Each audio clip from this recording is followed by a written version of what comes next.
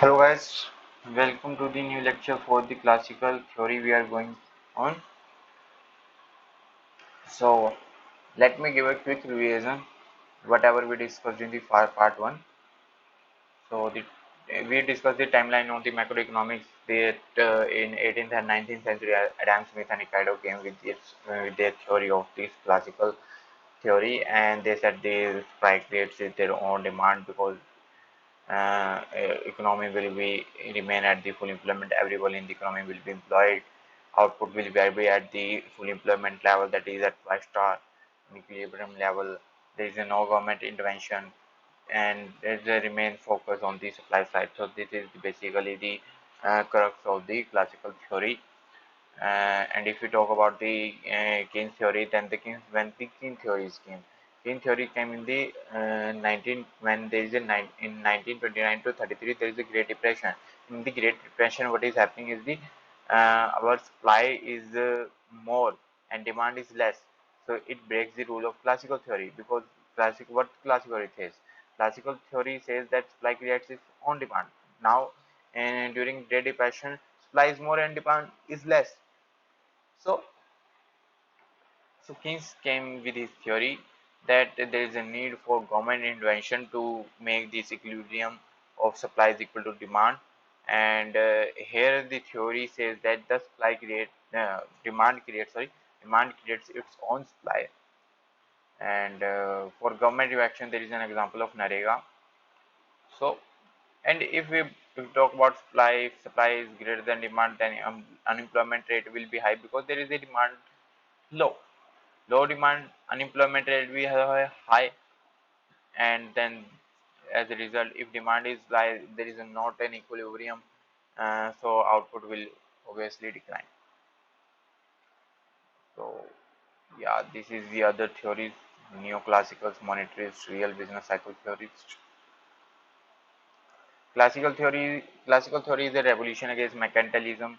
We talked about this, that mercantilism theory was the increasing the wealth of the country as with the rise of the nation state. In that was this theory was mercantilism theory was developed during the Europe state in Europe during the 16th and 17th century, when in India there is a colonization of Britishers, and there is a East India Company of Britishers.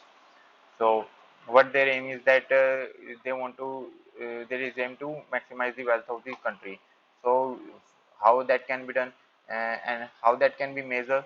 Now they measure the wealth of the country with the gold. Uh, the quantity of gold decides the wealth of the nation. If the country has more gold, then the country has more wealth, and less gold, less wealth. So belief in the need for the state action to direct the development of the capitalist system. तो यहाँ पे यही बोला गया है कि हमारी gold ज़्यादा होगा तो हमारा पावरफुल एक्सपोर्ट्स, गोल्ड का एक्सपोर्ट्स और गोल्ड का इंपोर्ट्स कम होगा, और गोल्ड का हमारे पास स्टॉक ज़्यादा होगा तो हमारा पावरफुल रिच इकोनॉमी होगी। तो यही बात करिए, ये मैकेनिकलिज्म थ्योरी थी। ठीक है, इसमें यही बोला तो गया था, और सजेस्ट गवर्नमेंट इन्वेस्टमेंट एनकरेजमेंट भी बोला था इसके अंदर की, मतलब कि बस वही है, गोल्ड को ज़्यादा करना है, अब कैसे भी करो, गवर्नमेंट इंटरवेंशन से करो या इंकरेजमेंट, कुछ भी करो, उसमें ये कुछ नहीं था। तो ये एक रेवोल्यूशन था। अब इसमें क्लासिकल थ्योरी में ये वैसे रेवोल्यूशन मैकेनिकलिज्म के अगेंस्ट रेवोल्यूशन था। मैकेनिकलिज्म थ्योरी पहले थी क्लासिकल थ्योरी से, तो इसके अगेंस्ट एक रेवोल्यूशन था। तो आउटपुट डिटर्मिनेशन की अगर बात करें क्लासिकल थ्योरी में, तो आउटपुट डिटर्मिनेशन कैसे होता है? आउटपुट डिटर्मिनेशन के 3 वेरिएबल्स होते हैं, इसके अंदर 3 फैक्टर हैं: labour, employment and real factors.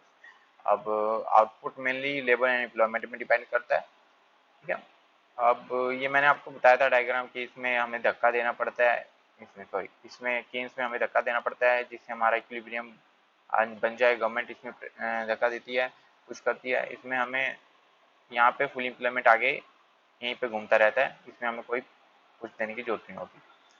तो to classical economy the equilibrium level of at any time was the point of full employment के पास होता है। फिर जैसे मैंने आपको पहले बताया, only full employment points could be position of even short run में भी वही होगा। अब फुल एम्प्लॉयमेंट जो है वाई स्टार के इसके फैक्टर्स है, वेरिएबल्स हैं कुछ एसोसिएटेड विद वाई स्टार। वो कौन से हैं? Labour, employment, wages, rate of interest, price. We will discuss mainly labour and unemployment and wages. These are the three main factors that will be discussed later on with the chapter. तो classical मैंने आपको बताया था कि gold money जो होते हैं वो नॉमिनल फैक्टर्स होते हैं, they just facilitate trade not determine output, output को डिटरमाइन नहीं करते, ये सिर्फ ट्रेड को फैसिलिटेट करते हैं। तो हम इसको बोल सकते हैं कि हमारे नॉमिनल फैक्टर्स हैं, ठीक है। तो रियल फैक्टर्स कौन से होते हैं? कैपिटल, लेबर, टेक्नोलॉजी, एम्प्लॉयमेंट, के हमारे आउटपुट डिटरमाइन करते हैं। हमें पता है ना कि output is a function of capital, labour, technology, employment. तो ये हमारे आउटपुट का डिटरमाइन करते हैं। गोल्ड कैसे आउटपुट का डिटरमाइन कर देगा? ये तो ट्रेड को हेल्प करेगा।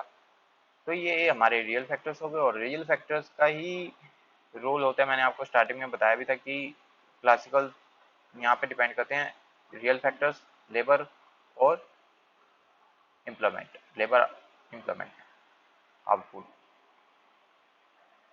तो लेजर फेयर का रूल भी लगता है क्लासिकल थ्योरी में कि मार्केट को वही सप्लाई क्रिएट्स ऑन डिमांड की, मालिक मार्केट को छोड़ दो, गवर्नमेंट का कोई इंटरवेंशन मत करो और मार्केट अपने आप कंट्रोल में आ जाएगी, इक्विलिब्रियम में आ जाएगी। ये हमारा क्लासिकल थ्योरी बोलता है। अब रियल फैक्टर्स क्या होते हैं? Real factor free market mechanism में क्या होता है कि हमारा लॉन्ग रन डिटर्मिनेंट जो होता है वो इकोनॉमिक डेवलपमेंट का, शॉर्ट रन वो सेम ही होता है, ठीक है। अब शॉर्ट रन में क्या होगा? रियल फैक्टर मैटर करेगा, मनी, एक्सचेंज, इक्विलिब्रियम, ये सब हम बात करेंगे कैसे होगा। मैकेनिकलिज्म की मैंने आपको थ्योरी बताई दी है, वो व्यू आई थिंक यहाँ से हमने स्टार्ट करना है। Mechanicalism view was to ensure that market existed for all goods produce, consumption domestic plus foreign must be encouraged to extend that production advance, whereas classical says the consumption never needs encouragement, supply creates on। वही बात है मैंने आपको ऊपर बताई है, वही बात दोबारा रिपीट हो रही है। इसमें तो हमें क्या करना है कि मैकेनिकलिज्म में तो मार्केट एग्जिस्ट करेगी और कंजप्शन जैसे भी तैसे करके हमें बढ़ाना है, चाहे गवर्नमेंट का इंटरवेंशन करो, एनकरेजमेंट करो। गोल्ड का हमें स्टॉक बढ़ाना है, गोल्ड का एक्सपोर्ट्स बढ़ाना है, इंपोर्ट लेस करना है, वेल्थ ऑफ द इकोनॉमी बढ़ानी है। मैकेनिकलिज्म की सीधी भाषा में यही थ्योरी है। क्लासिकल कहता है इसमें कोई एनकरेजमेंट की, गवर्नमेंट इंटरवेंशन की कोई जरूरत नहीं है, इसमें सप्लाई बनाते जाओ, डिमांड अपने आप फुलफिल होती जाएगी। क्लासिकल ये कहता है, classical doctrine was that in aggregate production of a given quantity of output will generate sufficient demand for that output. There would never be a want of buyers for all commodities. Classical economics gave little explicit attention to factors that determine the overall demand for commodity aggregate demand. अब इसमें aggregate demand का थोड़ा सा वो पड़ जाता है, little explicit attention। तो यहाँ पे वो ये लिटिल एक्सप्लिसिट अटेंशन करी गई है इसको एग्रीगेट डिमांड के ऊपर। अब इसके टू फीचर्स देखते हैं हम क्लासिकल इकोनॉमिक्स में। ये बस वही है जो मैंने आपको ऊपर बताया, इसमें कुछ खास नहीं है, ये जो मैंने आपको बताया वही है। तो टू फैक्टर्स देखते हैं क्लासिकल इकोनॉमिक्स। क्लासिकल में stress the role of real as oppose to monetary factor in determining output है। वही है, रियल नॉमिनल फैक्टर्स हो गए। रियल फैक्टर्स क्लासिकल इकोनॉमिक्स में आते हैं, नॉमिनल फैक्टर्स की हमने बात करी है मैकेनिकलिज्म में। Classical economics stress the self-adjusting tendency of the economy. Government policy to ensure an adequate demand for output were considered by classical economics to be unnecessary and generally harmful. यह है कि government का इंटरवेंशन नहीं होना चाहिए classical में। वो government का इंटरवेंशन करेगी तो वो सप्लाई चेन को, डिमांड को मतलब कि इक्विलिब्रियम में नहीं ला पाएगा। लेकिन ये थ्योरी जब गलत हो जाती है, जब किन्स की थ्योरी आती है, तो गलत नहीं बोल सकते इन सेंस, ये अपने टाइम में सही है और कुछ टाइम में अभी भी सही होती है। जैसे कि कोविड-19 टाइम में गवर्नमेंट का इंटरवेंशन जरूरी था, तो यहाँ पे क्लासिकल थ्योरी काम आई ना, किन्स की थ्योरी थोड़ी ना काम आई कि demand creates on supply. Oh sorry, मैं उल्टा बोल गया, सॉरी सर, ग्रेट डिप्रेशन जैसे, सॉरी। तो क्लासिकल थ्योरी भी कुछ कुछ सिचुएशंस में काम आती है। तो दोनों ही थ्योरी अपने हिसाब में सही है, उस सिचुएशन के ऊपर डिपेंड करती है। ये अंडरमाइन डिमांड्स करती है और फोकस सप्लाई साइड करती है। अब इसका इक्विलिब्रियम प्रोसेस देखते हैं हम। इक्विलिब्रियम प्रोसेस आ गया, यहाँ से हमारा मेन जो यहाँ यहीं से स्टार्ट होता है हमारा मेन जो इसका क्लासिकल थ्योरी का स्टार्टिंग पॉइंट है, वो हमने कर लिया बेसिक कि क्लासिकल थ्योरी क्या है, मैकेनिकलिज्म थ्योरी क्या है। हमें तो जानना था क्लासिकल थ्योरी है क्या, क्लासिकल थ्योरी रेवोल्यूशन था, उससे पहले क्या था, क्लासिकल थ्योरी में नया क्या है। हमने वो जान लिया। अब इसका इक्विलिब्रियम प्रोसेस करते हैं, हम देखते हैं। प्रोडक्शन, प्रोडक्शन कैसे डिसाइड होगा, आउटपुट कैसे डिसाइड होगा, कैपिटल लेबर से। यहाँ पे दो ही वेरिएबल फैक्टर्स हैं, दोनों के दोनों दो है। आउटपुट हमें पता है y is equal to function of capital and labour. यहाँ पे लेबर को हम एन से डिनोट करेंगे। वैसे शॉर्ट रन की बात कर रहे हैं, लेकिन लॉन्ग रन में भी सिमिलर सही केस रहेगा। तो अभी हम कैपिटल को यहाँ पे कांस्टेंट मानेंगे। दोनों ही वैसे वेरिएबल फैक्टर्स हैं, फैक्टर ऑफ प्रोडक्शन है। यहाँ पे हम कैपिटल को कांस्टेंट मान रहे हैं शॉर्ट रन के अंदर, क्योंकि कांस्टेंट रहेगा, लॉन्ग रन के अंदर चेंज होता है कैपिटल। तो यहाँ पे कैपिटल कांस्टेंट हो गया। ओनली वेरिएबल फैक्टर जो होगा यहाँ पे लेबर होगा। पॉपुलेशन और टेक्नोलॉजी को भी कांस्टेंट मानेंगे हम यहाँ पे। सिर्फ मेन फंक्शन जो वेरिएबल होगा लेबर से हम डिटरमाइन करेंगे। अब ये हमें पता ही है कि आउटपुट एम्प्लॉयमेंट का रिलेशन क्या होता है, कि पहले इंक्रीजिंग, फिर इंक्रीजिंग या डिमिनिशिंग, फिर डिमिनिशिंग, हमें पता ही है। Constant returns to scale, decreasing returns to scale and negative returns to scale. तो ये एम्प्लॉयमेंट और आउटपुट का रिलेशन हो गया। एम्प्लॉयमेंट जैसे ही बढ़ेगी आउटपुट भी बढ़ेगा, लेकिन जब कुछ एक्सेस से ज्यादा एम्प्लॉयमेंट लेबर हायर्ड हो जाएगी तो आउटपुट डिक्रीजिंग रेट से बढ़ेगा। बढ़ेगा तो सही, लेकिन डिक्रीजिंग रेट से बढ़ेगा। और जब एम्प्लॉयमेंट बहुत ही ज्यादा हो जाएगी, अब फिर ज्यादा एम्प्लॉयमेंट तो आउटपुट डिक्रीज ही करेगी।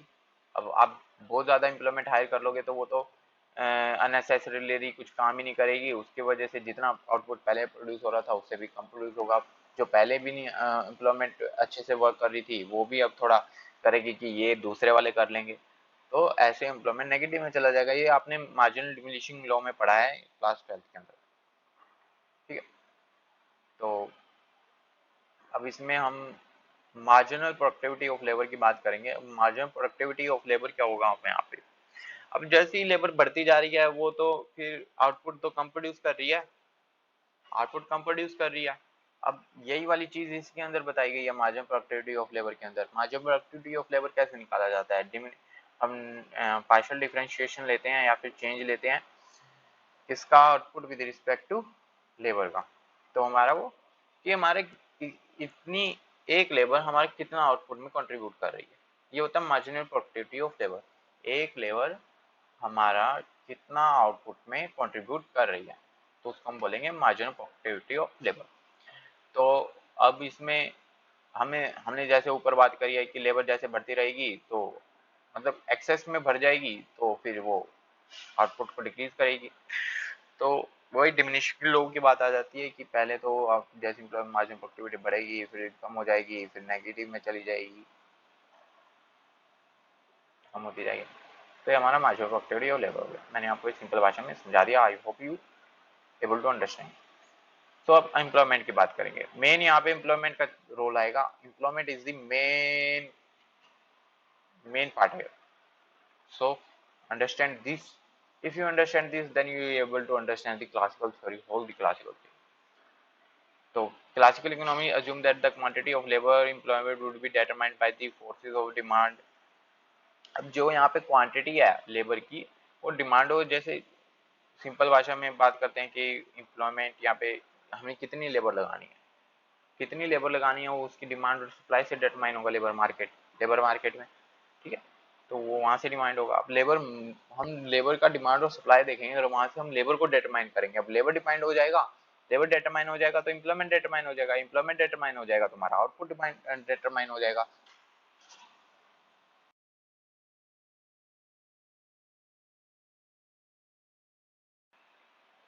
आउटपुट डिटरमाइन हो जाएगा, समझे ना।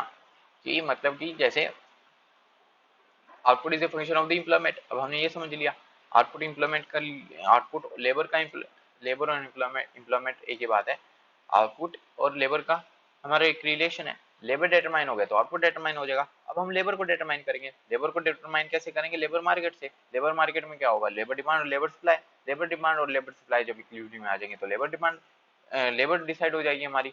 लेबर डिसाइड हो जाएगी तो हमारा फिर आउटपुट डिटरमाइन हो जाएगा। तो ये क्लासिकल थ्योरी का crux in the sense of equilibrium समझा दिया मैंने आपको। तो अब देखते हैं हम लेबर कैसे डिटरमाइन करेंगे। लेबर का थोड़ा कॉम्प्लिकेटेड सा प्रोसेस है, वो समझो आप। सेल्स लोग भी यही कहता है कि डिमांड क्रिएट्स रिस्पांस सप्लाई, इसको ज्यादा कुछ देखने की जरूरत नहीं है।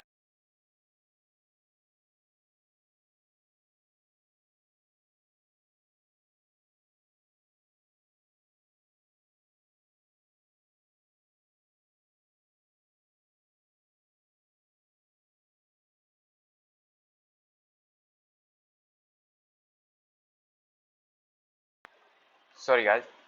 सो एम्प्लॉयमेंट को देखेंगे अब। क्लासिकल में क्या होता है, perfect information about the relevant prices, no barrier, market clear, adjustment of the money wages, ये होता है। परफेक्ट इन्फॉर्मेशन होता है हमारे पास रेलेवेंट प्राइस का एक एजम्पशंस है कि कोई भी बैरियर्स नहीं होता है, मार्केट एकदम क्लियर होता है, और एडजस्टमेंट ऑफ मनी वेजेस। अब समझते हैं इसको। ये कुछ एजम्पशंस है, ये देख लो आप, ये मैंने आपको बता दिए हैं, सिंपल सी हैं, कुछ इसमें कॉम्प्लिकेशन नहीं है। तो एम्प्लॉयमेंट हो गया, लेबर डिमांड, लेबर सप्लाई के इक्वल होगा जो, वो हमारा इक्विलिब्रियम लेबर होगा, वाई स्टार या एन स्टार, तो एल स्टार भी बोल देते हैं इसको, एन स्टार लेके चलेंगे हम इधर। अब आउटपुट जब डिफाइंड होगा जब एन स्टार पे हमारा लेबर होगा, firms going to demand labour.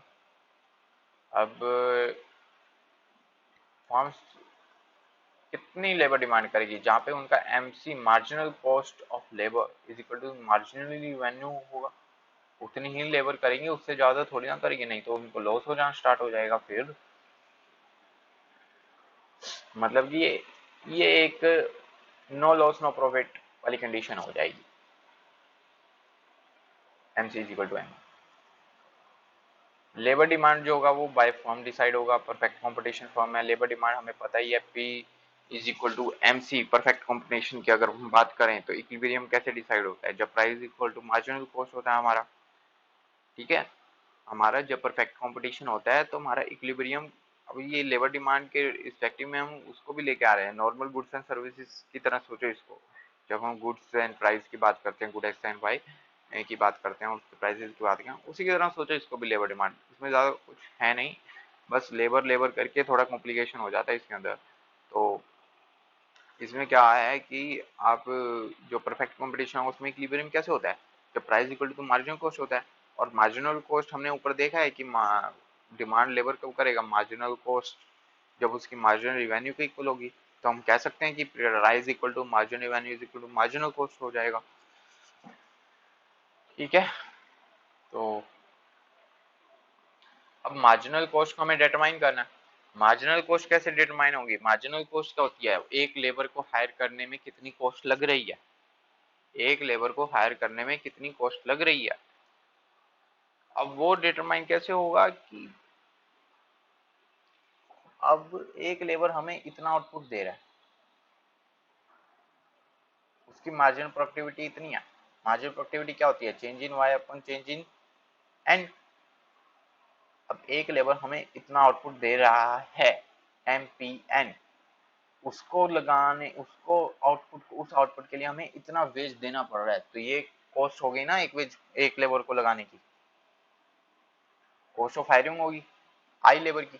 आई इधर भी लगा दोगे इधर भी लगा दोगे, आई लेबर की कॉस्ट होगी हमारी, ठीक है। ध्यान से समझो इसको, इंपॉर्टेंट है। मार्जिनल प्रोडक्टिविटी ऑफ लेबर क्या होता है कि एक लेबर को लगाने के लिए हम इतना आउटपुट कर रहे हैं, ये मार्जिनल प्रोडक्टिविटी, और इस आउटपुट के लिए हम इतना वेज दे रहे हैं, तो cost of hiring that labour हो गया, 1% हो गया, ये लगा लो एक टाइप से, आई इज इक्वल टू 1 हो गया तो, ठीक है। तो अब हम कंडीशन देखते हैं, short run profit maximisation in perfect competition. Price equal to MC होता है, हमें ये पता है इक्विलिब्रियम में, परफेक्ट कॉम्पिटिशन। अब एमसी को हमने निकाल दिया इतना, W by M P N, ये समझो ये लेबर में ही होगा, ये कहीं परफेक्ट कॉम्पिटिशन में मत लगा के बैठ जाना, ये हम वेजेस और इनकी मार्जिनल प्रोडक्टिविटी ऑफ लेबर यहीं पे बात करेंगे, ठीक है।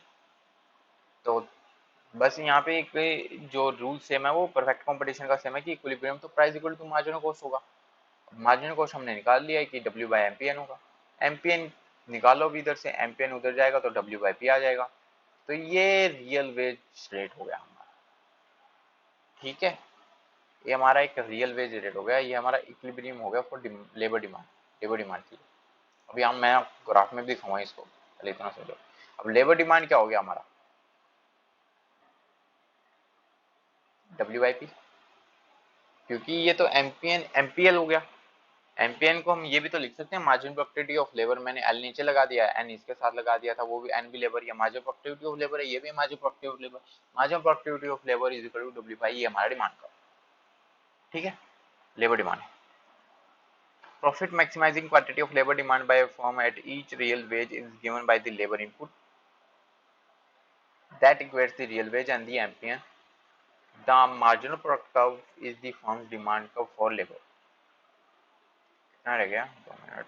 हाँ, तो मैं आपको यहीं तक करवाऊंगा, फिर डायग्राम्स की बात हम थोड़ा कल करेंगे, नेक्स्ट वीडियो में करेंगे।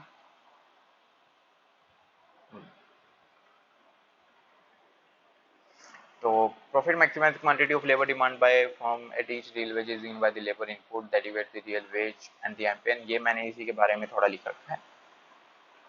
The marginal product curve is the firm's demand curve, marginal product की फर्म्स का लेबर डिमांड कर्व हो। अब इसको मैंने ND से डिनोट कर दिया, लेबर डिमांड को, इस फंक्शन ऑफ WIP। अब ये देखो, ये समझो कि रियल वेज ज्यादा होगी तो हमारी डिमांड कम होगी या ज्यादा होगी, लेबर डिमांड कम होगी या ज्यादा होगी। अब रियल वेज ज्यादा होगी, मान लो रियल वेज ज्यादा होगी, मतलब कि वेजेस हमें ज्यादा देनी पड़ रही है, ठीक है क्या नहीं। प्राइस कम हो सकते हैं, वेजेस जा सकती हैं, तो भी रियल वेज जब बढ़ सकती है। वेजेस प्राइसेस दोनों बढ़ जाएं तो भी रियल वेजेस बढ़ सकती, ओ सॉरी, प्राइस कम होगा वेजेस ज्यादा होगी तो रियल वेज बढ़ेगी, ठीक है कि नहीं। तो जब प्राइस कम हो जाएंगे, रियल वेजेस का मतलब क्या हो गया, अब रियल वेजेस बढ़ेगी तो मतलब प्राइस कम हो चल रहे हैं, तो उसमें क्या होगा कि जब उनका प्राइस के कम है, इकोनॉमी में कमोडिटी के प्राइस कम है, तो उनको लेबर भी तो कम ही चाहिए होगी उस गुड्स को बनाने के लिए, तो वो थोड़े लेबर लगा के उस गुड्स को बनाए और बेच सकते हैं। ओके, सो ये नेगेटिव रिलेशनशिप है वेजी प्राइसेस का और लेबर डिमांड का। ये फिगर के थ्रू समझाऊंगा मैं आपको नेक्स्ट लेक्चर में, तो ज़्यादा अच्छे से समझ में आएगा आपको। तो आज के लिए इतना ही।